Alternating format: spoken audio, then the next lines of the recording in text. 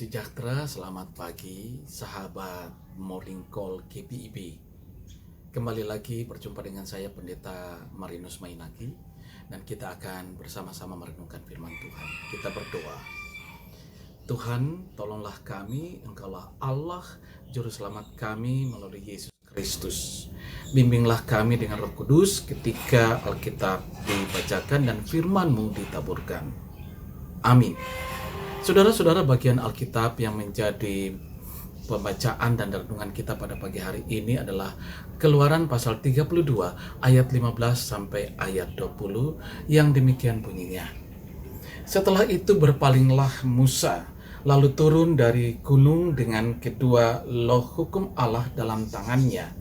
Loh-loh yang bertulis pada kedua sisinya bertulis sebelah menyebelah. Kedua loh itu ialah pekerjaan Allah, dan tulisan itu ialah tulisan Allah ditukik pada loh-loh itu. Ketika Yosua mendengar suara bangsa itu bersorak, berkatalah ia kepada Musa, ada bunyi sorak peperangan kedengaran di perkemahan. Tapi jawab Musa, bukan bunyi nyanyian kemenangan, bukan bunyi nyanyian kekalahan, bunyi orang menyanyi berbalas-balasan, itulah yang kudengar. Dan ketika ia dekat ke perkemahan itu dan melihat anak lembu dan melihat orang menari-nari, maka bangkitlah amarah Musa. Dilemparkannya lah kedua loh itu dari tangannya dan dipecahkannya pada kaki gunung itu. Sesudah itu diambilnyalah anak lembu yang dibuat mereka itu, dibakarnya dengan api dan digilingnya sampai halus. Kemudian ditaburkannya ke atas air dan disuruh diminum oleh orang Israel. Demikianlah firman Tuhan. Saudara, perikop ini dan di dalamnya ada sebuah ayat yang boleh kita petik sebagai satu hal yang patut kita renungkan secara dalam, yaitu ayat 19b. Maka bangkitlah amarah Musa, dilemparkannya lah kedua loh itu dari tangannya dan dipecahkannya pada kaki gunung itu. Berkaitan dengan amarah, ada sebuah flyer yang menarik, yaitu judulnya begini: jangan mau dicap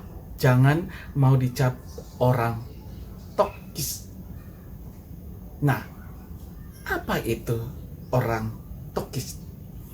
Orang tokis dapat dikatakan sebagai orang yang punya banyak sifat negatif dan kerjanya hanya bikin hidup orang lain susah. Mereka sering berbicara kasar, merendahkan orang lain, dan terkadang membuat orang lain tidak nyaman berada di dekatnya. Ciri-cirinya yaitu suka mengkritik orang tanpa tahu kebenarannya bagaimana, sering menyalahkan sesuatu bahkan orang lain, padahal masalahnya adalah karena dia sendiri. Selalu merasa paling hebat, paling benar daripada orang lain, suka memotong pembicaraan orang lain, dan sering ingin paling dominan saat berbicara. Itu ciri-ciri orang yang toksis. Saudara-saudara, jangan mau jadi orang tersebut. Nah, apa kaitannya dengan amarah?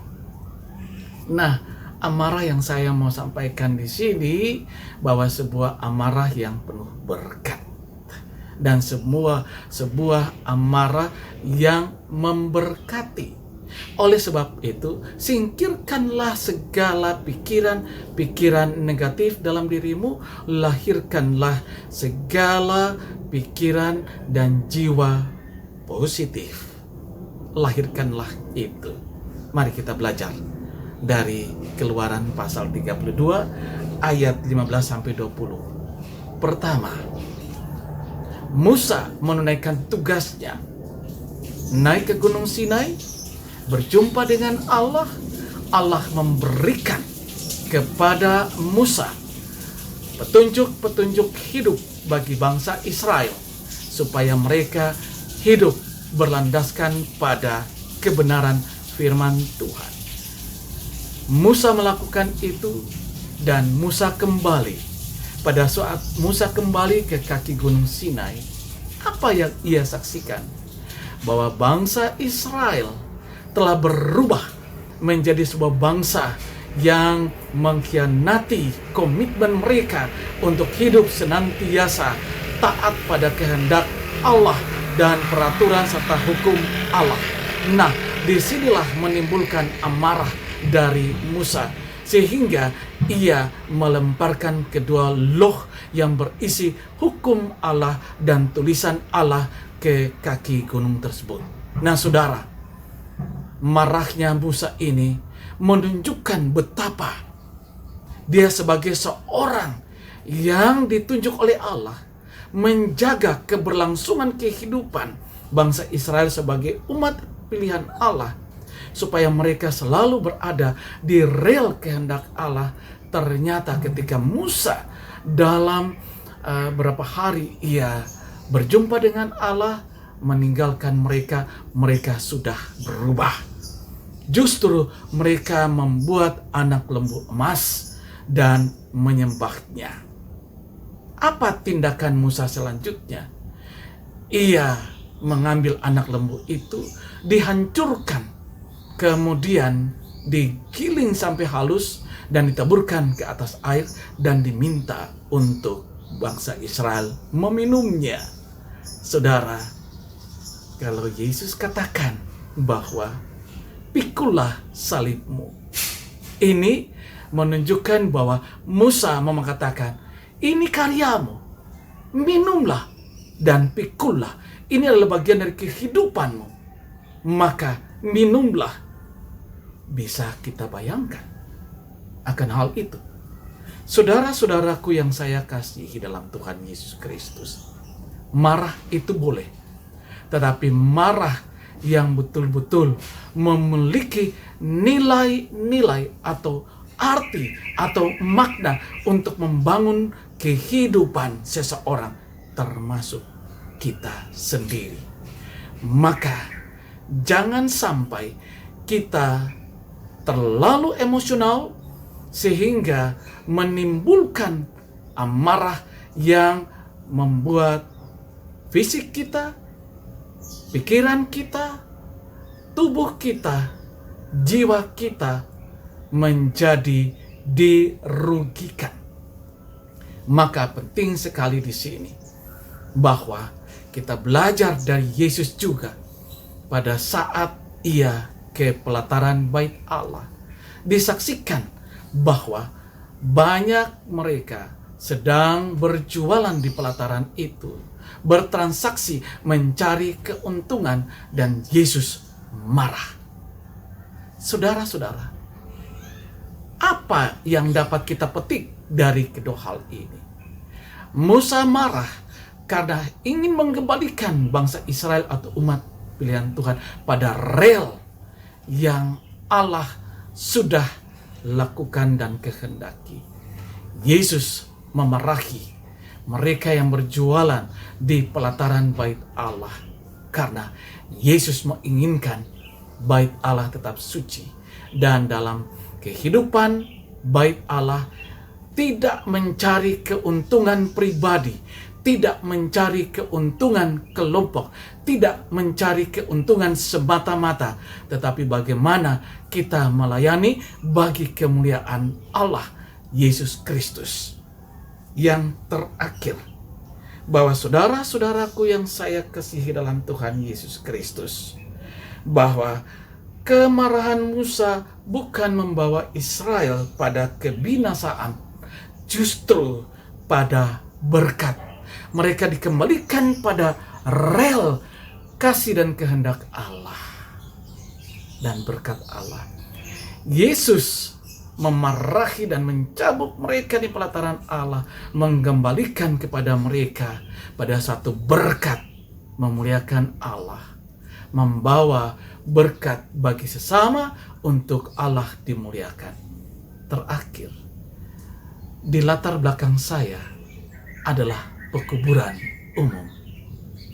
Pastori Palawija GPIB Salom Depok menghadap ke pekuburan, ada satu perenungan yang sangat luar biasa. Ternyata antara kehidupan dan kematian hanya berbatasan pada sebuah tembok dan jalan. Maka setiap kali saya menyiram tanaman, membersihkan teras, saya merenungkan, di sana ada kematian, di sini ada kehidupan. Oleh sebab itu, jadikanlah hidupmu bermakna bagi orang lain sebelum kematian menjemputmu. Hiduplah berlandaskan pada firman Tuhan dan jadikanlah kasih Yesus Kristus sebagai role model kita sebelum kematian menjemput kita. Saudara-saudaraku, kehidupan dan kematian hanya dibatasi pada sebuah selaput. Kehidupan dan kematian seperti mata uang. Mata uang itu harus memiliki nilai untuk kita mendapatkan sesuatu. Jadikanlah hidupmu, saudara-saudara, bermakna bagi banyak orang. Terpujilah Kristus yang selalu membuat kita memiliki makna kehidupan yang luar biasa. Sahabat Salom, sahabat Morning Call GPIB, marilah kita berdoa. Terpujilah Engkau Allah sumber kehidupan yang mengingatkan kepada kami bahwa ketika Musa marah karena ia ingin mengembalikan kami pada berkat-berkat dan diberkati oleh Tuhan. Ketika Yesus mengingatkan di pelataran bait Allah pada saat jual beli yang ada dalam mencari keuntungan, ia mengembalikan kepada berkat kasih Allah yang luar biasa. Maka berkatilah kami, sahabat Morning Call GPIB, dengan kasih dan kemuliaan-Mu, ya Allah Yesus Kristus Tuhan Juru Selamat kami. Amin. Damai sejahtera bagimu. Salam sejahtera. Shalom bagi sahabat Morning Call GPIB.